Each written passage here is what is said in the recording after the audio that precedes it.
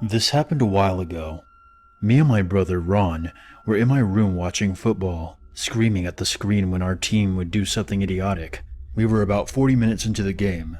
Ron slammed his fist into the remote, turning the television off by accident. I turned the TV back on, and as the screen loaded back up, we heard footsteps coming from downstairs. Ron and I quickly turned our heads to the bedroom door. I turned down the volume to hear the noises clearer. "I think someone's inside," Ron said. I could hear the shudder in his voice. He was anxious. "No, it's probably just the dog," I responded. Ron, however, was a lot more cautious. He walked over to the bedroom door and locked it. The click it made alerted the intruder. We heard even more footsteps. Ron then whispered, "That's not the dog." Ron, acting nervous, put me on edge, so I agreed with him and turned off the bedroom lights. Ron then looked around the room, trying to find some sort of object we could use as a weapon. I sat next to the door, with my ear placed on our wall.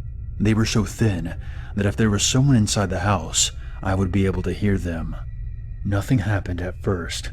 It was just dead silence. "Take a look," Ron said. He had his phone turned on in case we needed to call the police.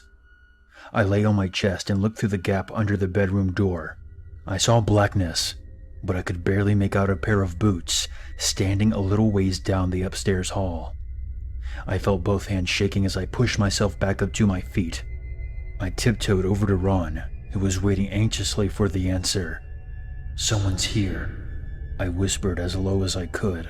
Ron's face went pale as he stared into nothingness. At one point, I thought he was going to black out on me. I pulled Ron over to our window. I quietly opened the window and looked down at the grass, 2 stories below my current position.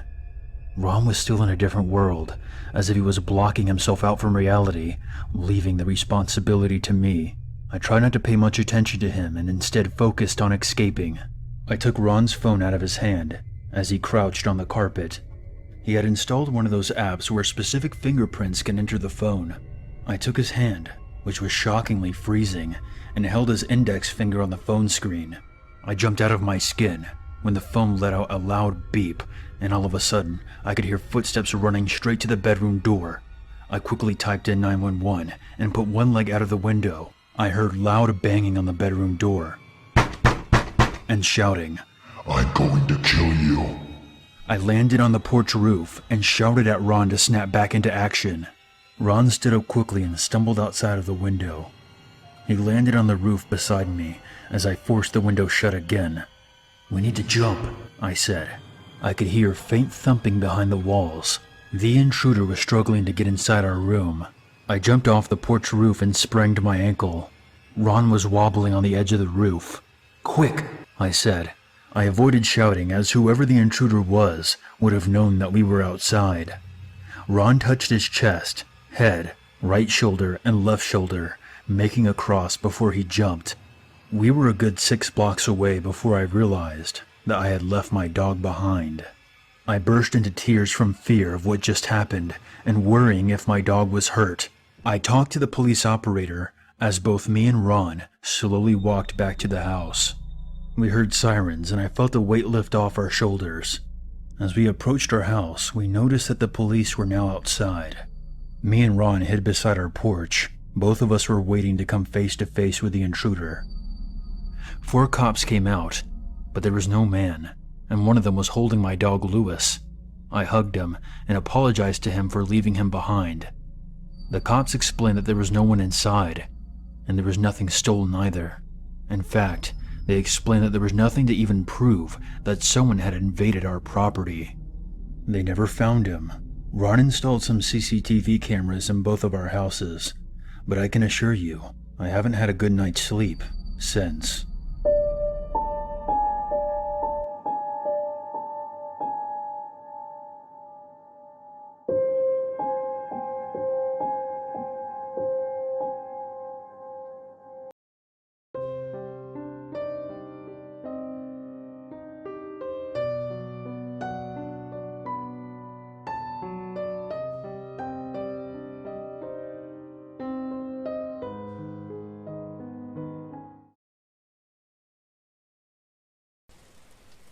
I posted this in a comment in another post, and another user suggested I share it here. So why not? So I've been on Grindr for about 10 years, 5 of which were legal. I'm not proud of it, and had plenty of messed up experiences. This one in particular reminds me of when I was at a party without my car. I was 19 in college, and my phone was at 10%, but a decently hot Grindr guy said he could pick me up, and we could hang out at his place before he drove me home. So of course I jumped on the opportunity. Anyway, we got to his place, and he got me pretty drunk, which isn't usual for me, but never tried to make a move. I assumed he was going to wait and just convinced me to stay the night later on. Finally my phone died after about 2 hours. The last 1% lasted a lot longer than the rest. And I didn't even have to say anything before he noticed it was dead. Then he stood up and was like, "Well, let's go to the car then." When I asked him if he had a charger I could use, he just said, "No." After we got in the car, he got kind of quiet and less flirty, and I spaced out, just enjoying his music and looking out the window. I didn't even notice that he never asked me where I lived, till I realized we'd been driving for over an hour. Not even towards my town, but into the canyons of Greater Salt Lake City. I asked him where we were going, and he just said, "Thought we could just go for a drive." And my drunk ass was like, "Oh, okay." So anyway, to make a long story shorter, he ended up taking us about 4 or 5 miles down a dirt road with no signs or houses until it dead-ended into this cabin with no lights on or cars outside. And he just parked and turned off his car. That's when the dread started to creep in as I sobered up. I said I drank too much and I should probably head home, but he didn't even respond. He just sat there staring at the cabin. Then he was like, "You said you like to be kinky. You're pretty submissive, correct?" And I was like, sure, but I just meant like normal rough kind of stuff. Nothing wild." And he started to sound a little annoyed, and his sentences seemed a little less carefully worded, like he was spitting out the bare minimum effort in each thought. He said something about some of his favorite people are those who can find pleasure in pain, and if someone goes into shock enough times, eventually it becomes a drug, and they crave it more. And then something about pushing a person into the deep end is the fastest way to teach them how to swim. At that point I was scared enough to assert myself, and said firmly, "Okay, well that sounds fun, but just not tonight. I just want to go home now. This place is creepy." And he just sighed and gripped his keys tighter. Then right as I glanced at his phone sitting in the cup holder, right before it occurred to me to grab it, he snatches it up so fast and held it in his left hand, kind of like behind his head, making it clear that I wasn't going to go near it. I made this kind of, "What?" sound, and he just gave me this almost, "I'm proud of you, son," half smile, like dads do when they pat your shoulder or something. It was quiet, and he kept looking me up and down for a minute or so. Then got a little bit more gruff and said, "Let's go inside. I have these friends you'll really like once you meet them. You'll feel a lot better," or something to that extent. But he wasn't even trying to sound genuine or comforting like he had been doing so well earlier that night. Finally I lied and spoke up a bit and told him, "I told my roommates and my friends I was meeting up with you before you picked me up. I sent screenshots of your face and some of the convo. They're gonna freak out if I don't charge my phone and reply to them in the next few hours." I tried not to make it sound accusatory, but more like I was just worried that my friends would go crazy. But it was clear he knew what I was implying. At that point, he let out an exasperated, grunty sigh and started the car and we drove away. He kept his headlights off all the way back down the dirt road for some reason. Driving back, I got nervous about him stalking me or coming after me in the future, so I tried to apologize and tell him I was down to hang out another time, but tonight was just not feeling great for me, blah blah blah. He didn't say a single word to me the whole drive back. He didn't ask me where I lived, and I didn't intend to tell him either. But he dropped me off at a McDonald's about 40 miles away from my apartment, and when I was stepping out, he suddenly leaned over and gave me a hard shove, so I almost fell out the rest of the way. He grabbed my backpack off the floor and flung it out his window across the parking lot and peeled out with the passenger door still open. He broke my laptop and cracked my phone, and I had to ask a stranger to use their charger and call an Uber. But at this point, I was just so anxious to get home, I didn't really give a crap. What's so weird is how, while this was happening, even though I was terrified, I guess I wasn't thinking about exactly what he was planning to do with me. I just knew I needed to get away. So it wasn't until I got home and got in the shower that I realized how messed up it was, and what might have happened if I let him walk me into the cabin. I remember just being so shaken and smacked by the reality of it. Almost felt like a panic attack. So I sat down in the shower, with my head between my knees, and cried till the water ran cold, and I got out and woke up my roommate. I told him about it, and he kinda calmed me down. So while I still have a Grindr account, I really just use it for an ego boost. I'm reluctant to meet up with anyone from it now. Anyway, girls and guys, I suppose the moral of the story is, we gotta be careful.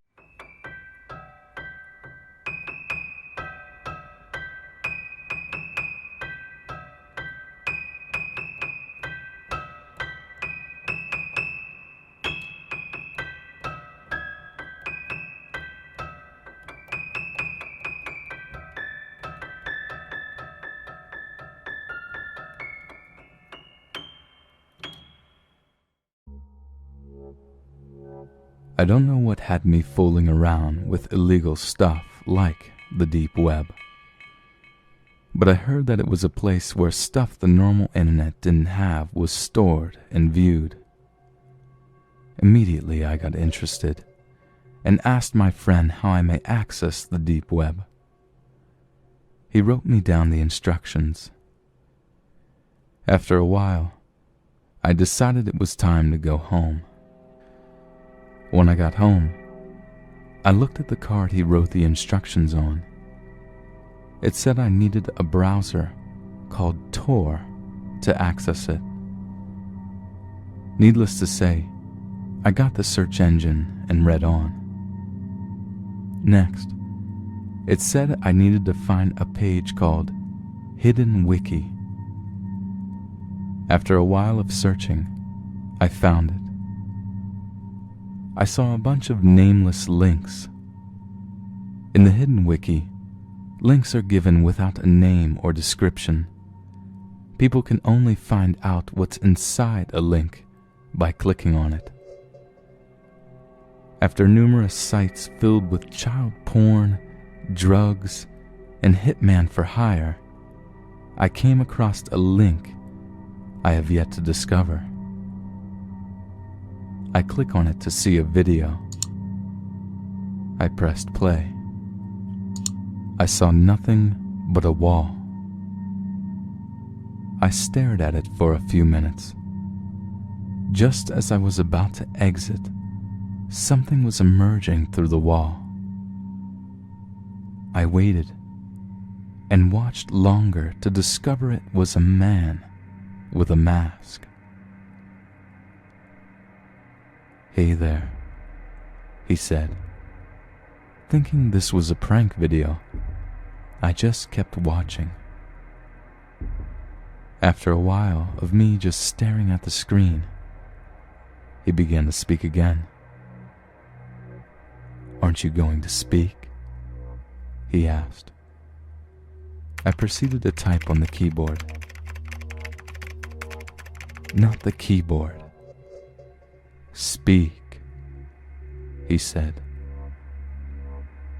At this point, I was a bit frightened.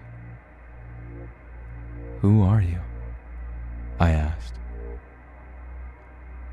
"I'm your friend," he proceeded to say. At this point, I'm scared. My face is full of terror. I begin to start showing my fright. "Come on, friend. Don't give me that scared face," he said. This is when I got extremely frightened. "Just 1 second, my friend. I will get your address so I can talk to you in real life." He proceeded to type on his computer. Frantic, I tried to close the window down and get out of the video. "That won't work," he said.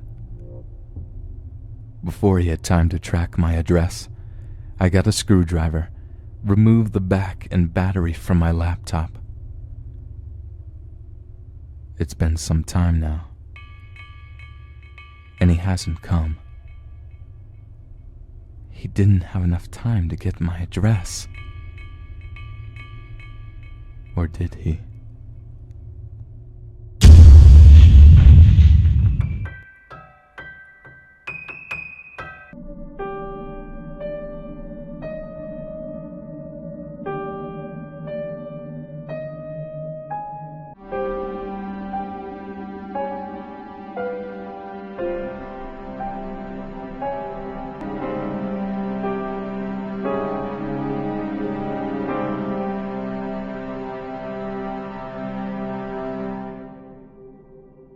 It was late December in a small Texas town. We just received 5 inches of snow earlier in the day. I can't remember what time it was. All I remember is that it was dark out, and I was playing in my room. It's important to note that my room was made up of 2 rooms, a mud room with a door leading to out front, then my actual bedroom. The door was an older style wood door with all the old hardware and had a window on the top half. It had a window shade, but that wouldn't stop anyone from looking in if they wanted. My room was the frontmost, with my parents' room being in the back of the house. I was in my mud room, playing with my Hot Wheels when I felt something weird, like someone was watching me. I was facing the door at this point and looked right up at the window. I was trying to focus on the little openings left by the window shade. I stared, looking for any reason to feel unsafe and run. After a while, I was sure that there was nothing, so I went back to playing. A few minutes later, I got the feeling again. This time, I didn't look at the door, but instead moved to where my back was now to the door. I was just hoping that it was all in my head. Just then, the most terrifying thing happened. There was a noise at the door, like the doorknob had been touched. I was still turned around, back facing the door. I was completely frozen at the metal on metal sound of the doorknob. It was moving. I didn't know how or why, but it was moving, slowly turning, testing the lock. I wanted to move, but I was frozen. It was like someone glued every joint in my body. My chest felt like a car was parked on it. My parents had been in the shower all the way at the back of the house, leaving me at the front all alone, with the only room lit up being mine. Suddenly, the knob was not being gently moved. Someone was turning it with force. This door was one that had to be locked with a skeleton key, so the knob could turn and open freely. Luckily, there was 2 deadbolts. Whoever was on the other side just figured out the knob was free to open. As soon as I heard the knob turn all the way, I sprung up to the door about 5 feet, my back to the wall. The door fell silent. I found myself glued to the wall, unable to move. Then, the knob turned slowly. I remember watching, waiting for it to turn all the way. When it did, whoever was on the other side started trying to budge the door and pry at it. First, it was easy going, but then they started pounding into the door with their foot. They got only 2 kicks in when I unfroze and screamed for my life. I sprinted to the back of the house to get my parents. They asked what was wrong, and I said someone tried to break in. They ran and checked, not bothering to look outside, which I pleaded them to go check outside. They just said my imagination was running wild, and it was with an animal or the old age of the house. They took one final look in my mudroom, not bothering to investigate any further. I was told to go to bed. It took me hours. I don't even remember falling asleep. All I remember is staring at the door from my bed, never taking my eyes off the doorknob. Suddenly, I was woken up by my parents, who were obviously distressed and seemed to be scared. My mom grabbed me by both shoulders and got right in front of me. She asked me very sternly why I thought someone tried to break in. When I told them this time, they seemed to listen. I was worried how serious they were as they asked me about everything. When I was done, they said they had to show me something. They took me to the front door and out to the front yard, and pointed to my door near the driveway. You could clearly see the boot prints in the snow, walking along the street through our yard and straight to my window, then my mudroom door, where I had been playing the night prior. The police showed up and took a report, but nothing ever came of it. I was never able to sleep well in that house. I can never forget what it felt like as a child to go through this, and to not have my parents believe me. I'm just glad I was not home alone, and very thankful for those deadbolts. This story was narrated by Nightmare Narrative. He has awesome content including scary stories, compilations and scary adventures, so show him some love by subscribing to him. And also we started a new YouTube channel called Dark Ace Narrative, so check out our channel. Links are in the description below.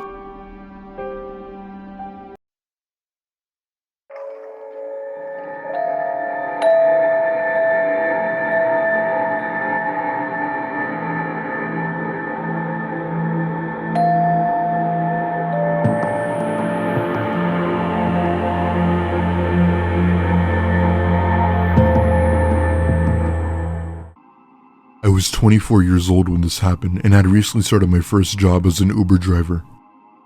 Being an Uber driver was easy for the most part, but you'd eventually get to a point where you were tired of constantly picking up people and putting a fortune's worth of gas in your car. It would have been great if Uber paid for the driver's expenses, but we were independent contractors under their platform, so we had to pay for gas. The pay was okay for the most part, but you might as well consider Uber as a side job to earn a little extra cash on the side. I'd mainly do Uber during the night as I'm a full-time college student with bills to pay, so it wasn't all fun and games.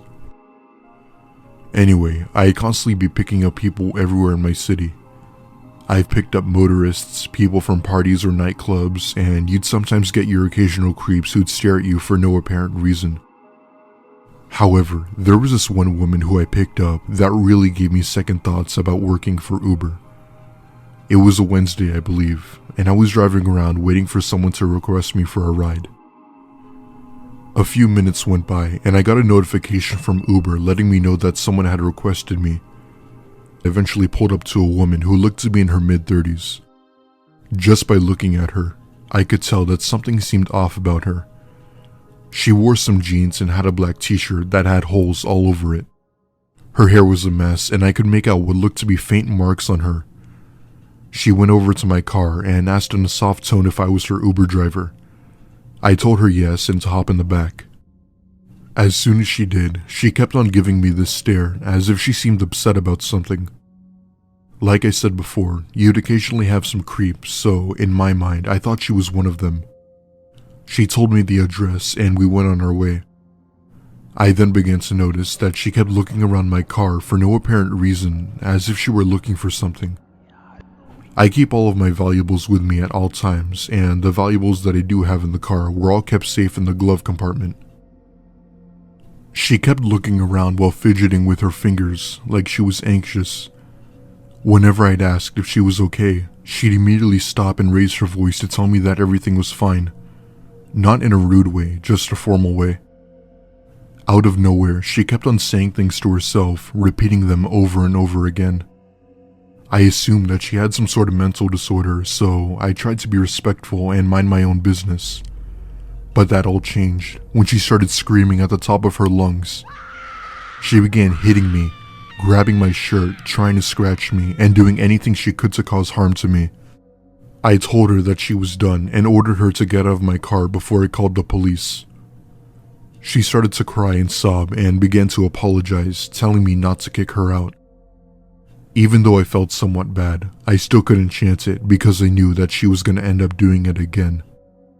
She got out of my car and I sped off and reported the incident to Uber, and I don't know what they did after that. All I could say is, that woman is mentally insane.